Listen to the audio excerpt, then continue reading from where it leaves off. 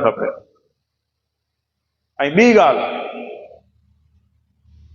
मरकज़ी जमात अहले सुन्नत जे स्टेज तां इहो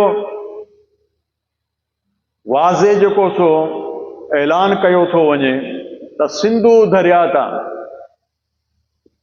जेको पाणी जा कैनाल कढिया था वञनि, सिंधु दरिया मां जेको सो पाणी जो ॾाको हयो थो वञे, मरकज़ी जमात अहले सुन्नत ऐं अवाम अहले सुन्नत पुरज़ोर इन जी मुज़म्मत असां करियूं था।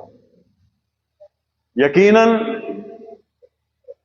इहो सूबे जे हुकूक जे मथां हिकिड़ो ॾाको आहे जेको आईन पाकिस्तान जी बि ख़िलाफ़ वर्ज़ी आहे ऐं शरीयत मुस्तफ़ा सल्लल्लाहु अलैहि वसल्लम बि हिन में, शरीयत मुस्तफ़ा सल्लल्लाहु अलैहि वसल्लम में बि इन जो को बि जवाज़ कोन्हे त सूबे जो जेको हुकूक आहे उन जे मथां ॾाको हणी करे जेको सो ॿिए तरफ़ पाणी खे मुंतकिल कयो वञे। न को शरीयत मुस्तफ़ा उनजी इजाज़त ॾिए थी, न को आईन पाकिस्तान उनजी इजाज़त।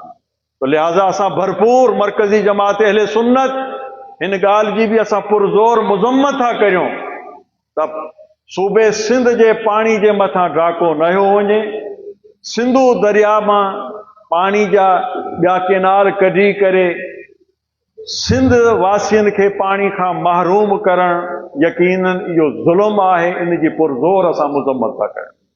त आख़िर में मरकज़ी जमात अहले सुन्नत जी पूरी क़यादत अल्हम्दुलिल्लाह, सूबाई क़यादत ऐं मरकज़ी क़यादत बि तशरीफ़ फरमा आहे। उलमा अवां खे पैगाम ॾिनो तहफ़ुज़ मक़ाम मुस्तफ़ा जे लाइ। हाणे